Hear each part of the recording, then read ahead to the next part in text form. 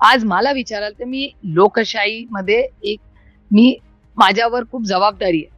आम्ही इथे दिल्लीला कशासाठी येतो? एकामेकाची उणी-धुणी काढायला येत नाही. आज देशामध्ये ज्या जिल्ह्यातून मी येते, महाराष्ट्रामध्ये 17% गाड्या आणि मोटरसायकलचे सेल्स ड्रॉप झाले. सगळ्या मोठ्या कंपनीज, मग गोदरेज असेल, ज्या FMCGs आहेत, त्या सगळ्या, म्हणजे शॅम्पू असेल, बिस्किट असेल, ह्या सगळ्याचे सेल्स कमी झालेले.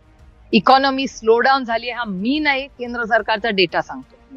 FII पूर्णपणे बाहेर गेलेले आहेत. 3 ते 4 लाख कोटी रुपयाचे फॉरेन इन्व्हेस्टर्स देश सोडून दुसऱ्या देशात गेलेले. स्टॉक मार्केट तर धमाल तुम्हीच रोज दाखवताय.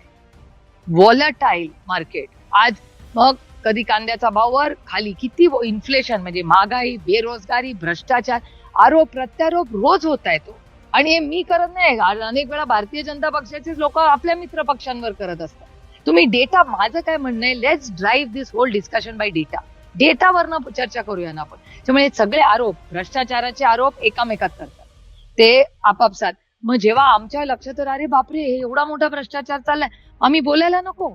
एखाद्या महिलेवर, कुठलीही महिला असू दे, अन्याय झाला त्याच्यावर बोलायला नको? एवढं असंवेदनशील झालोय आपण. आणि सत्तेत असू दे किंवा विरोधात, जो गलत है वो गलत ही है आणि जे योग्य आहे ते योग्यच आहे.